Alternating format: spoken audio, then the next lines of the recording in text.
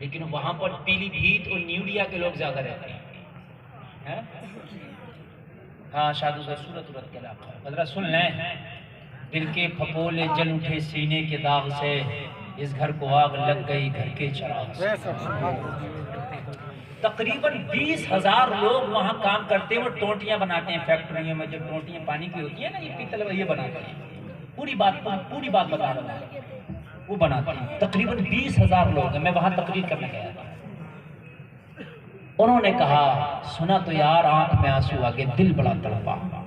कहने लगे, हजरत हमारे यहाँ मामूली शादियाँ वही 10 लाख 12 लाख, हम पे ज़मीन है, कारोबार तो है नहीं, गरीब लोग हैं, तो हम पूरी फैमिली के साथ यहाँ आ जाते हैं काम करने के लिए। हम भी काम करते हैं दिनों रात, हमारे बीवियाँ भी काम करते हैं, हमारी बच्चियाँ हैं ना जिनकी शादियों के लिए कमाना है वो भी काम करती हैं, इसलिए कि हमें 10 लाख कमाना है, तब जाकर बेटी की शादी करना है। तो माँ एलो आयाल क्या कि हम यहाँ कमा रहे हैं। कहने लगे, हजरत हम 20,000 की तादाद में जिन बेटियों की शादियों के लिए रात दिन कमाते हैं, वो बेटियां भी कमाती हैं। 20,000 में तकरीबन 1,000 लड़कियां हमारी ही ऐसी हैं जो गैर मुस्लिमों के साथ शादी करेंगी। अब बताइए कौन है जिम्मेदारी? हम इसलिए कमाने के इनकी शादी करेंगे, लेकिन वो बच्चियां भी हमारे साथ फैक्ट्रियों में आ गई। चूंकि 10 लाख रुपया 2 दिन में नहीं कम जाता। 10 लाख रुपया ऐसा नहीं है कि आप 1-2 महीने में कमा दोगे, टाइम लगता है साहेब। आप कारखाने वाले हो, फैक्ट्रियों वाले हो, आप खूब काम करते हो, काम वाले हो।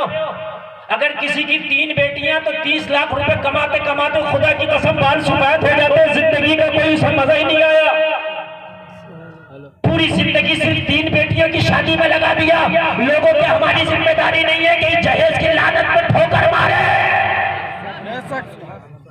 और आज इस मजमे में ज्यादातर नौजवान है, कसम खा के उठो कि हम ऐसे जहेज पर ठोकर मारते हैं जो हमारी बहनों की इज्जत के लिए ये बहुत बड़ा खतरनाक साबित जहर हो रहा है। जहर साबित की जिम्मेदारी नहीं है। 1,000 लड़कियां यानी फैक्ट्री में काम करते करते जब टच हुई उनसे तो उन्हीं के साथ रह गई।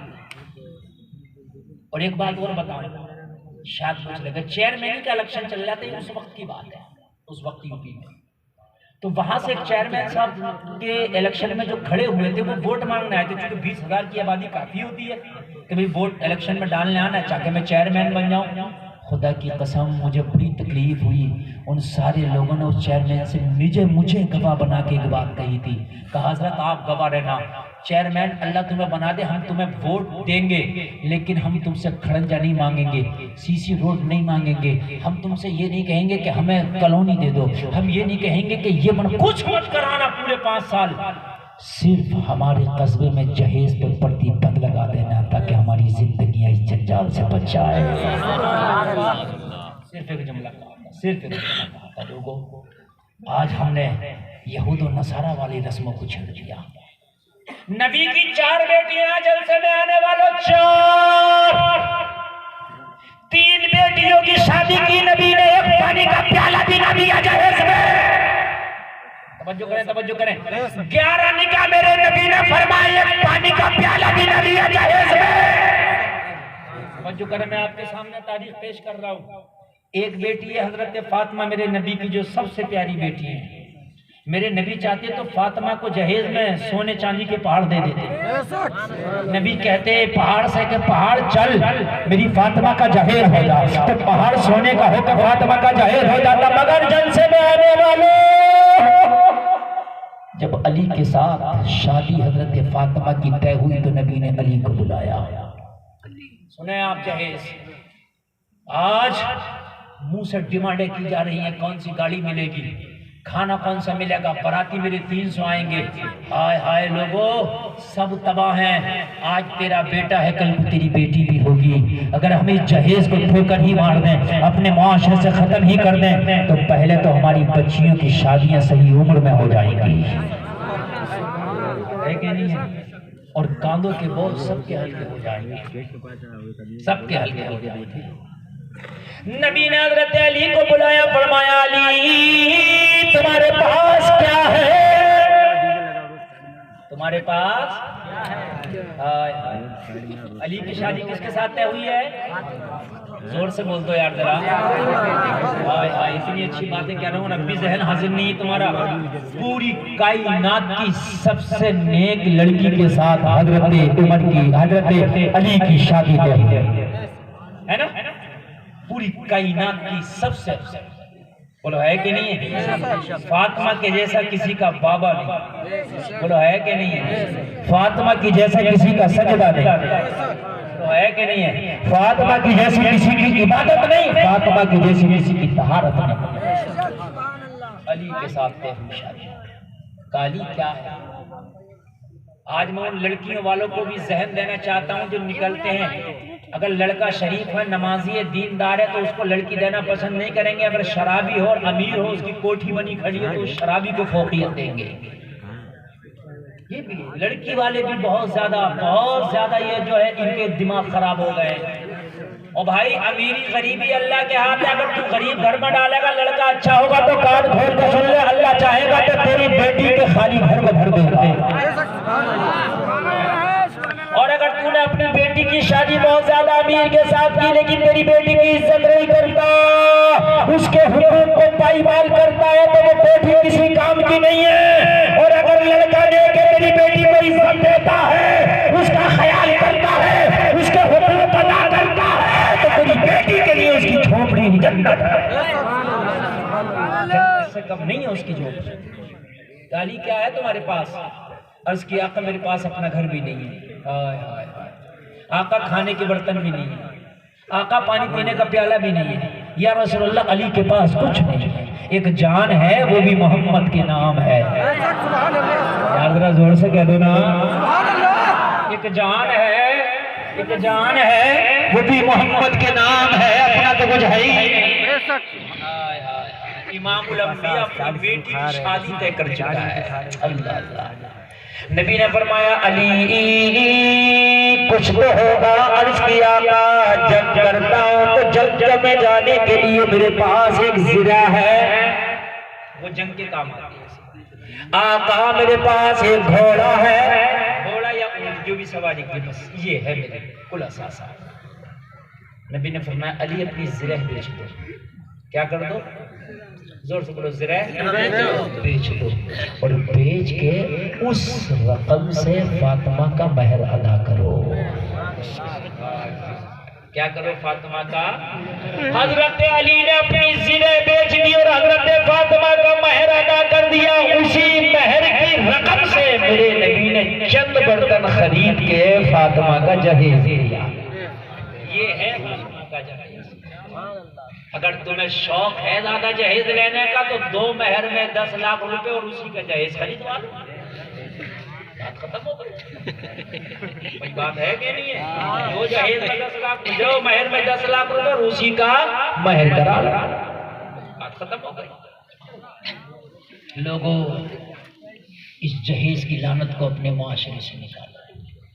बस आखिरी बात है, मुश्किल से 4-5 मिनट आपके दरमियान हो, बस तवज्जो कर लें।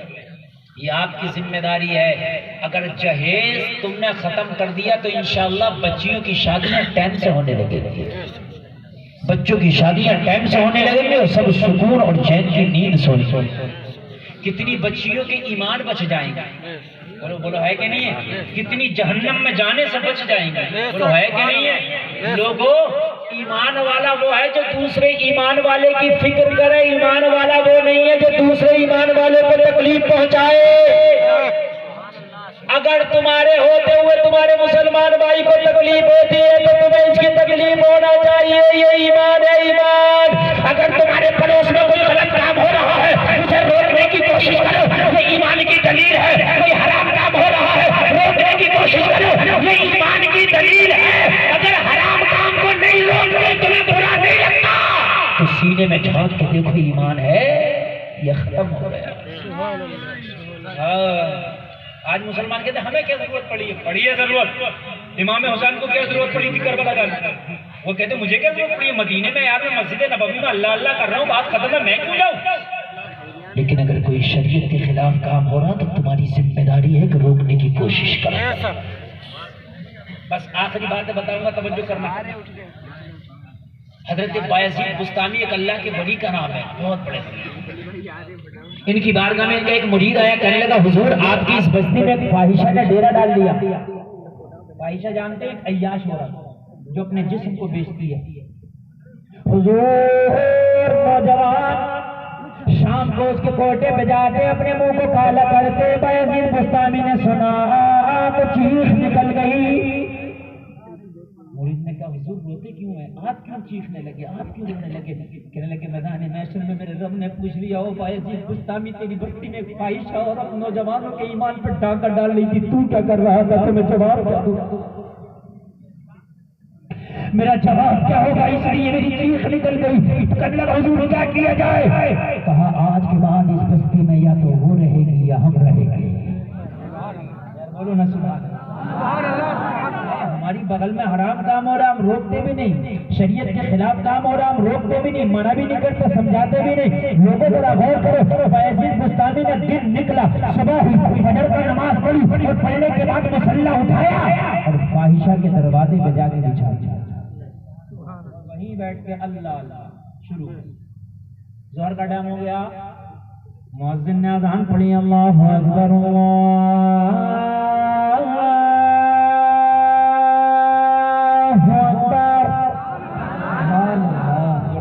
ऑपरेटर साहब ई को बढ़ा दो, ऑपरेटर साहब थोड़ा सा ई को बढ़ा दो, ई को बढ़ा दीजिए, गूंज बढ़ाइएगा। सारे लोग बड़े एक बार सुभान अल्लाह बहुत बहुत पढ़ना। अल्लाहु अकबर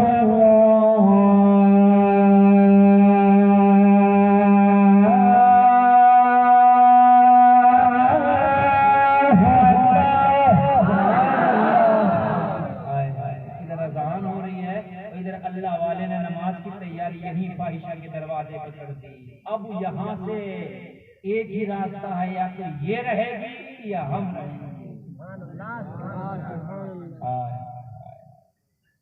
अजान हो रही है, अल्लाह वाला नमाज की तैयारी कर रहा है। हम तो अजान होती है तो अपनी मशीनें तक नहीं रोकते, अजान होती है तो अपना मोबाइल तक नहीं रोकते।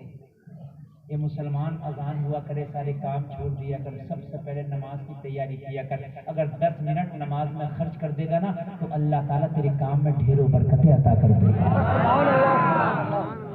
नमाज छोड़ के कमाया तो यार क्या कमाया, कमाई कर तो नमाज पढ़ के कर, ताकि वो कमाई बरकत वाली हो जाए।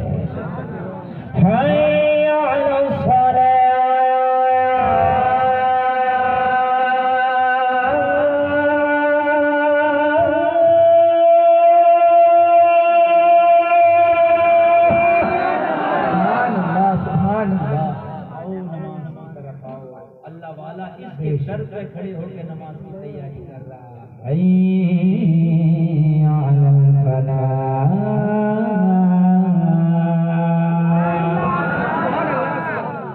कामयाबी की तरफ आओ। आप कामयाबी पैसे में ढूंढते हो, आप कामयाबी बिजनेस में ढूंढते हो। लोगों मुनादी निदा देता है 5 वक्त कामयाबी नमाज में। अल्लाह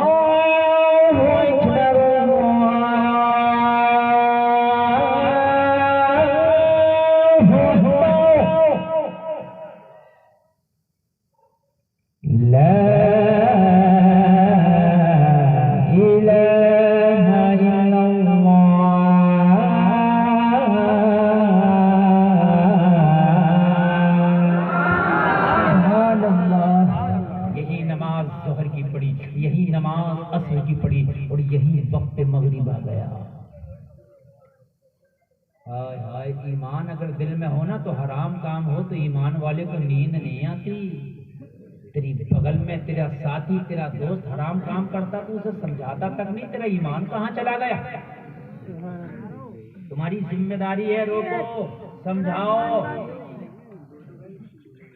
मगरिब की नमाज जैसे ही पढ़ी ना तो ये नमाज पढ़ के निपटे तस्बीह पढ़ रहे हैं और ओबाश नफ्स परस्त हवस के पुजारी आना शुरू हो गए।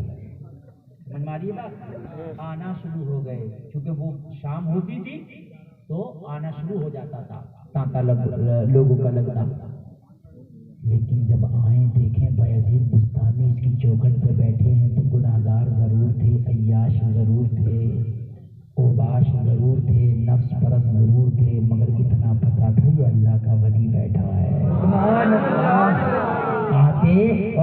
के वली की हया करते हुए चले जाते, यार आज नहीं हम तो कल आ जाएंगे, मगर ये तो अल्लाह का वली बैठा है यार, आज नहीं रुक सकते। हया आज हया नहीं रही, हया बिल्कुल नहीं रही, हकीकत बता रहा हूँ, बिल्कुल भी हया नहीं। पहले इंसान बीड़ी भी पीता था, सिगरेट पीता था ना, तो मौलाना के सामने, ताऊ के सामने, चचा के सामने, अब्बा के सामने, किसी महल्ले के मुअज्जज आदमी के सामने नहीं पीता था। ये बात हकीकत है कि नहीं? अरे नहीं समझ में है कि नहीं है ना? आज तो खैनी बना के मौलाना से कहता हजरत खाओगे हकीकत बात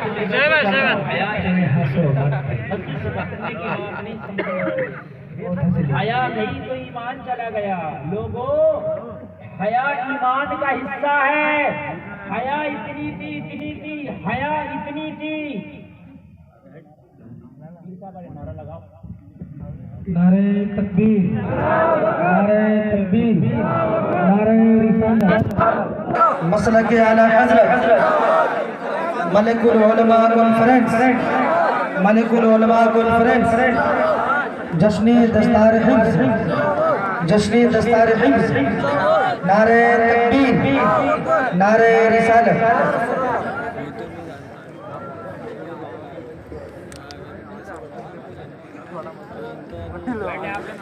बैठ जा, बैठ जाए, बैठ जाए।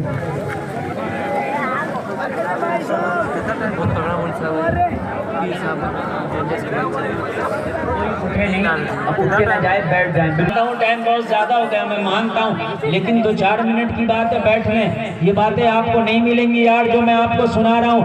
पहले हया हया हया हया हया हया चली गई। देखो आप लोग कुछ यहाँ के होंगे, कुछ यूपी के भी होंगे, ठीक है, कुछ और कहीं के भी होंगे। एक बात मैं बताऊँ, इसमें कुछ लोग 50 साल के शाद हों, 60 साल के हों, और ये हजरत मेरी बात की गवाही देंगे। मौलाना अजहरुल कादरी साहब किबला गवाही देंगे। पहले ये आलम था हया का। मैं अपने इलाके की बात कर रहा हूँ, पता नहीं आपके इलाके में ये होता था नहीं होता था। पहले शादी हो जाती थी और विदाई लड़की की नहीं होती थी, विदाई 5-5 और 3-3 साल बाद होती थी निकाह की। उसे गोना बोलते हैं हमारे इलाके में। मैं जो बोलना चाह रहा हूँ, खुदा की कसम वो बोल रहा हूँ जो बिल्कुल हकीकत पर मबनी है। तो निकाह हो गया बच्ची का, और अब निकाह के 4 साल या 5 साल बाद विदाई होती थी, उसको गोना बोलते हैं।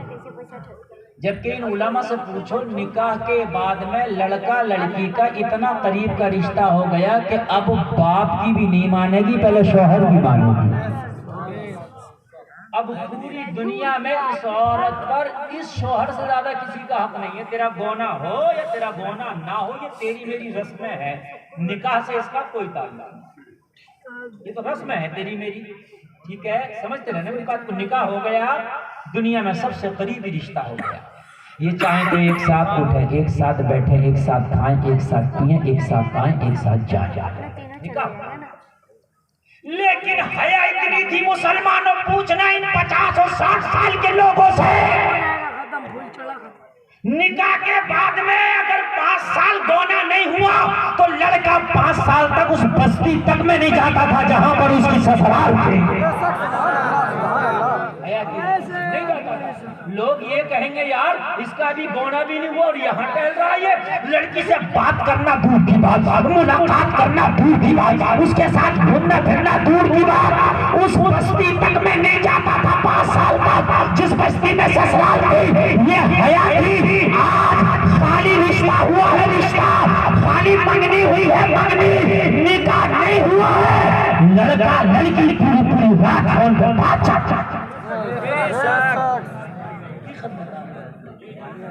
मंगनी की कोई हैसियत नहीं है, मंगनी की कोई औकात नहीं है। हमने मंगनियां टूटती भी देखी है, मंगनियां टूटती भी हमने देखी है, हमने बरातें वापस होती देखी है। अरे अगर किसी लड़के से तेरी बेटी की मंगनी हो गई तो निकाह थोड़ी हो गया, अभी इसे बात करना चाहिए नहीं है, इसे बात क्यों करा रहा? लड़के वालों से कह दो खबरदार, जब तक निकाह नहीं हो जाता मेरी बेटी तेरे बेटे से फोन पर बात नहीं करेगी। ये हमारा कल्चर है, हमारे खानदान की इज्जत है, ये बता दे। थोड़ी देर के लिए बुरा तो लगेगा, इज्जत वाला मिला है। थोड़ी देर के लिए बुरा तो लगेगा मगर कहेगा यार खानदान मिला इज्जत वाला है। आज रिश्ता हुआ, मंगनी की बात चली, लड़की का फोन आ गया ससुराल की तरफ से। इतना बड़ा फोन भेज देते हैं लड़के वाले, माँ भी मना नहीं करती और डकैत भाई भी मना नहीं करता। अब तो लाइसेंस हो गया हो जैसे उस पर फोन रखने का। रिश्ता क्या हो गया? अरे भाई क्यों फोन आया? अभी तेरी बेटी का अभी रिश्ता ही तो हुआ है, अभी मंगनी तो हुई है, निकाह तो नहीं हो गया ना। अभी ये गैर है, जब तक निकाह नहीं हो जाता ये एक दूसरे के लिए गैर है। खबरदार अपने मुआशरे को निकालो इस बुराई को अपने मुआशरे से। हया बिल्कुल चली जा रही है। और कुछ तो यहाँ तक बेशर्मी हो गई कि मंगनी हो गई तो लड़का उस लड़की को शॉपिंग तक करा रहा है बाजारों में। अब तो मंगनी हो गई, अब क्या है? और मंगनी टूट गई तो मुझे बता क्या होगा? है कि नहीं है? मंगनी टूट गई तो बता तू मुझे क्या होगा? हया देखा कि अल्लाह वाला बयजीद बुस्तामी बैठा, ओबाश थे, शराबी थे, जवारी थे, सट्टेबाज थे, नफ्स परस्त थे, अय्याश थे, मगर इतना ख्याल था यार अल्लाह वाला बैठा है, आज नहीं रुकेंगे इसकी चौखट पर। आज हयात गुनाहगार जरूर थे मगर हयात थोड़ी सी नहीं रुकेगी।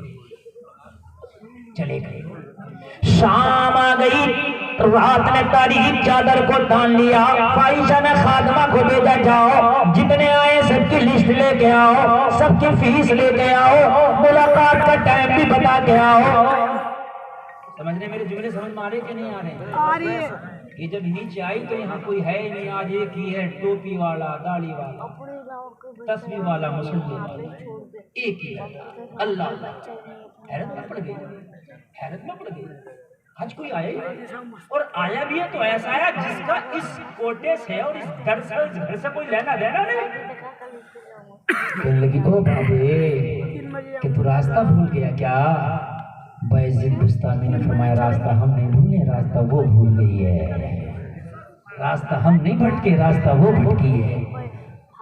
तो कहने लगी तू यहाँ क्या करने आया? कहा उससे मुलाकात करना चाहता।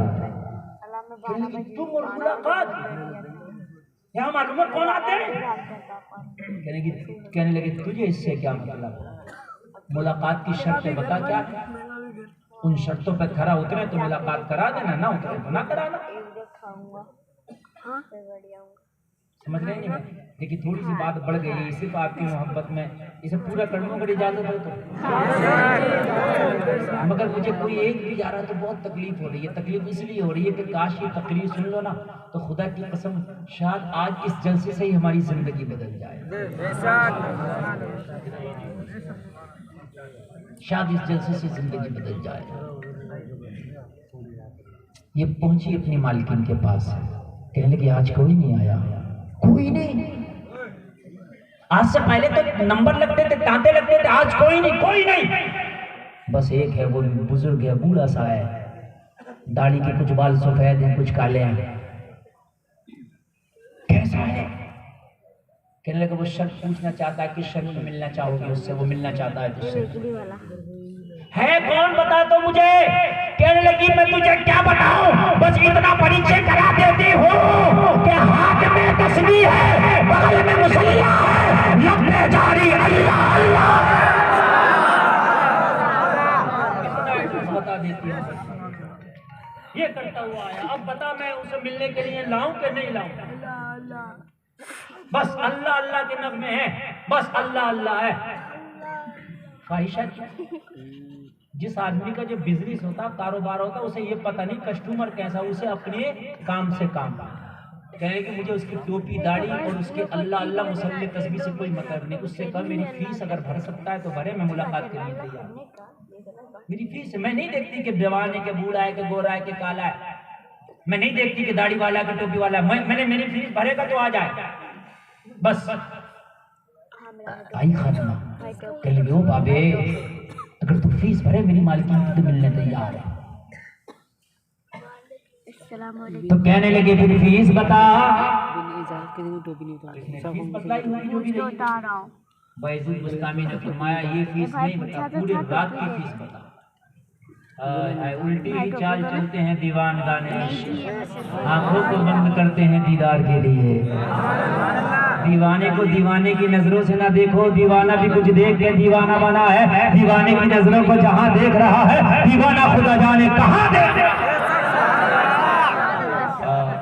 की पूरी रात की, अब कोई और नहीं आएगा। अगर कोई आ भी गया भूला भटका तो उसे तुझे मना करना होगा, फीस मैं दूंगा पूरी रात। हराम काम होते हैं, तुम्हें चैन की नींद आती है? तुम कहते हो मियां हमें क्या जरूरत पड़ी है। तेरी रिश्तेदारी में अगर कोई डीजा बजा के शादी कर रहा तो रोक ले, उसका गिरबान पकड़ ले। खबरदार, तुझे डीजा रोकना होगा, और अगर तेरी बात ना माने तो कह देना तेरी शादी में मैं शामिल नहीं हूं। तो दोनों हाथ में लड्डू चाहता है कि ये भी नाराज ना हो। खुदा की कसम, दुनिया नाराज हो जाए तो हो जाए, अल्लाह उसका रसूल नाराज ना हो।